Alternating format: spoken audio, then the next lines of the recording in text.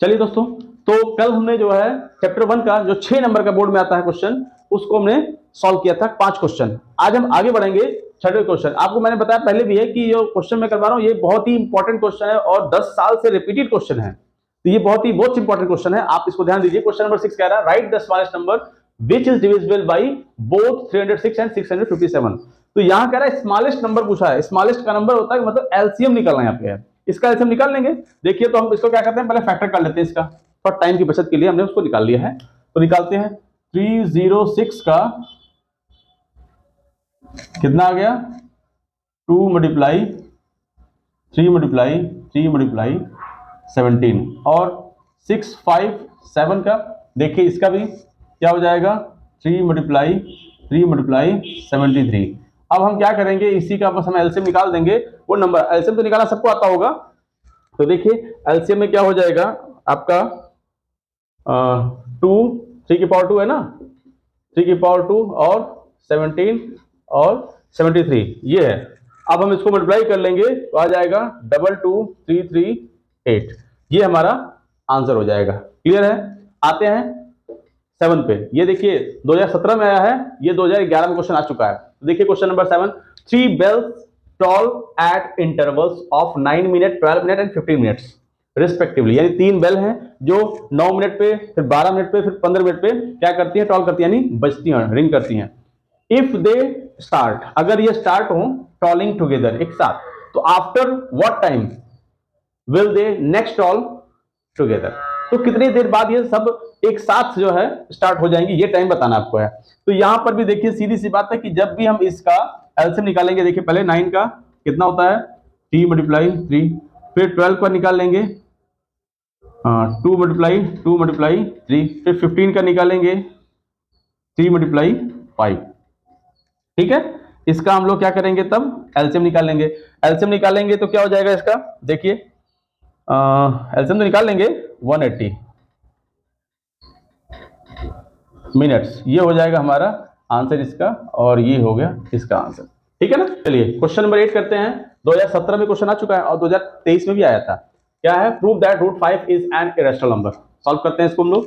तो irrational proof करने के यहाँ पे क्या है, कंट्राडिक्शन मेथड लगाते हैं। कंट्राडिक्शन मतलब होता है विरोधाभास, यानी किसी चीज को मान के चलते हैं और वो फिर बाद में उसको नकार देते हैं कि भाई हमने जो माना था वो है नहीं, इसलिए ये इरेशनल। ठीक है। देखिए जैसे सोल्यूशन में लेट कर लेते हैं, इसका अपोजिट लेंगे, let root 5 is a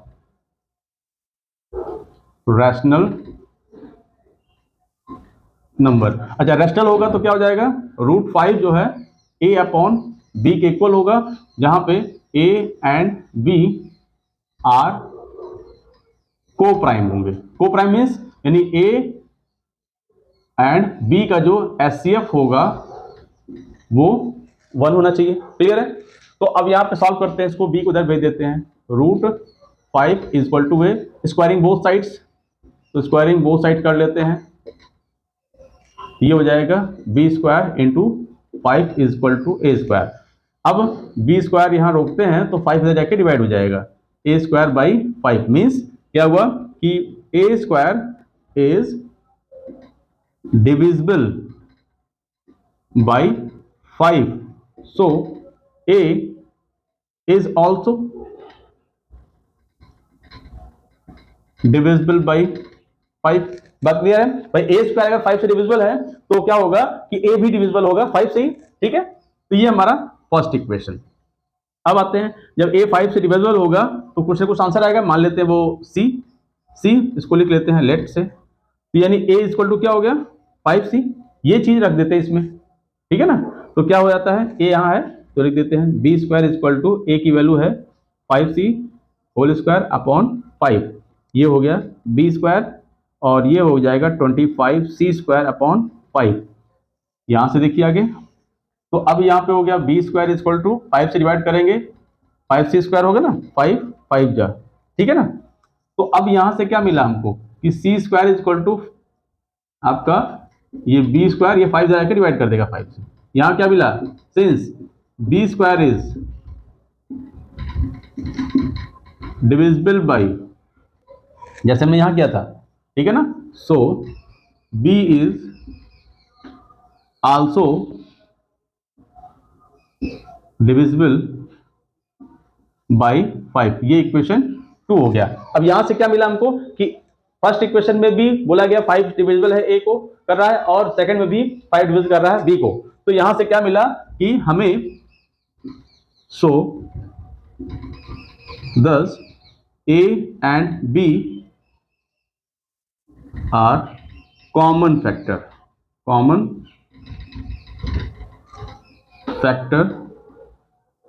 of, ठीक है।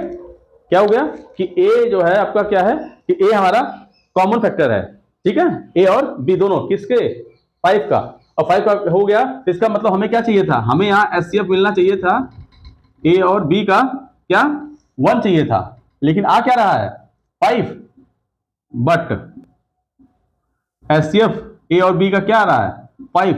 क्या ये सही है? नहीं, हमने माना था कि ये होना चाहिए था, लेकिन हो क्या रहा है, ये HCF क्या रहा है 5। तो हो गया क्या, दिस इज कंट्राडिक्शन। ये क्या हो गया, contradiction. So √5 is irrational number, ठीक है। क्या यहां लिख दिया और थोड़ा सा, implies that our assumption is wrong। जब हमारा assumption wrong हो गया तो ये हो गया क्या, irrational नंबर। समझ में आया? इसको तैयार कर लीजिए बेटा, हर साल आता है, इस साल भी आएगा। √5 आएगा, चाहे √2 आ जाए, चाहे √3 आ जाए, लेकिन आना जरूर है, ठीक है। नेक्स्ट क्वेश्चन 9 के लिए मिलते हैं नेक्स्ट पेज पे। क्वेश्चन नंबर 9 देखिए, बोला है prove that 2√5 - 3 is an irrational. ये देखिए 2020 में आया क्वेश्चन, ठीक है ना। तो इस क्वेश्चन, इस तरह से क्वेश्चन आते रहते हैं हर साल, तो आप लोग अच्छी तैयारी करिएगा। देखिए इसको क्या करते हैं, सोल्यूशन करते हैं। इसका सोल्यूशन में लिखेंगे लेट, सेम वही वर्क, कंट्राडिक्शन मेथड लगाएंगे यहाँ पे, ठीक है ना। 2√5 - 3 इज अ रैशनल नंबर। अच्छा, रैशनल नंबर होगा तो रैशनल नंबर की प्रॉपर्टी ये फॉलो करेगा, यानी A/B लिख देते हैं यहाँ पे, where A and B are coprime, ठीक है। क्लियर है? जब को प्राइम है तो देखिए क्या करते हैं, अब आगे इसको सॉल्व करते हैं। तो 2√5 को यहीं रोक लेते हैं, -3 को उधर ले आते हैं। A/B माइनस है तो इधर ट्रांसपोज होगा प्लस। ध्यान रखिएगा इसको कि हमारा जो रूट वाला फंक्शन होगा, हमने जो पीछे क्वेश्चन प्रूव किया था, √5 क्या है, इरेशनल है, तो रूट वाले को एक तरफ रख लेंगे, बाकी सबको उधर ले जाएंगे। अब देखिए यहाँ पे 2 बचा भी है, तो नेक्स्ट लाइन में और सॉल्व कर लेते हैं। √5 यहाँ रोक लेते हैं, ये A इसको यहाँ अप्लाई कर लेते हैं, 3B अपॉन B। ये 2 क्या है, यहाँ मल्टीपल है, इधर आएगा तो क्या हो जाएगा 1/2 हो जाएगा, डिवाइड। अब यहाँ पे देखिए क्या है आपका, since 1/2 A + 3B upon B, ये एक क्या है, एक फ्रैक्शन है। ये क्या है, एक फ्रैक्शन है। और फ्रैक्शन क्या होता है, फ्रैक्शन क्या होता है, रैशनल होता है ना। और √5 क्या है, √5 क्या है, इरेशनल होता है। तो क्या कभी रैशनल इरेशनल के इक्वल होता है? नहीं। तो लिख देंगे rational is not equal to irrational. So our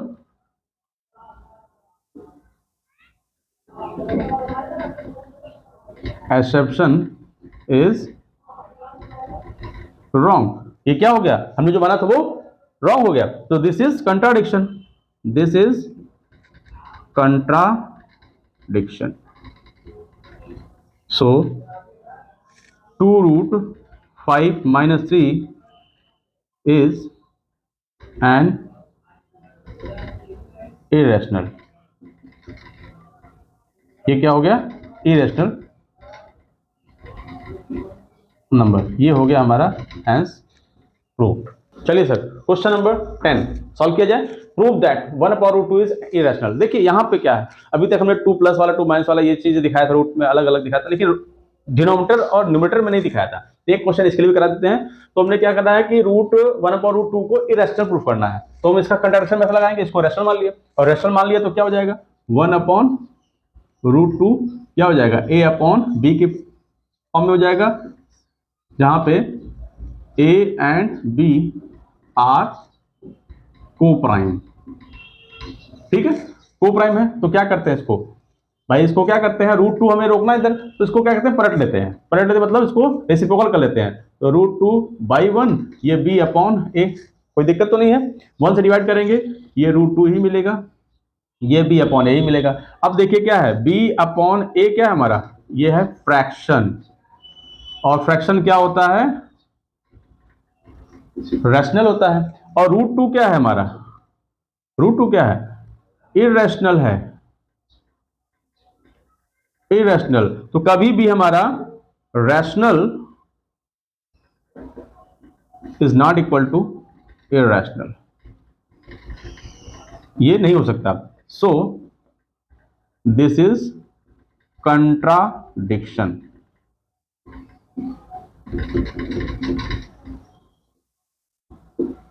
So our assumption is wrong, therefore √1/√2 है ना, 1/√2 is an irrational number, ये हमारा प्रूफ हो गया। तो ये 10 क्वेश्चन आपके लिए, उन बच्चों के लिए जो प्री बोर्ड की परीक्षा दे रहे हैं, और कुछ लोग का प्री बोर्ड भी चल रहा होगा, तो आप लोग क्या करिए प्री बोर्ड की भी तैयारी कर रहे हैं, तो वहां पे भी आप देखेंगे इससे क्वेश्चन जुड़ता हुआ या इसी टाइप का क्वेश्चन आपको जरूर मिलेगा। तो उम्मीद करते हैं आपको पसंद आया होगा, तो हमारे इस चैनल को सब्सक्राइब करिए, लाइक करिए, और अपने जो भी बच्चे 10th में हैं उनको शेयर करिए कि उनकी भी तैयारी हो सके, क्योंकि अच्छा करेंगे इसी के साथ तो आपका भी अच्छा होगा। ओके।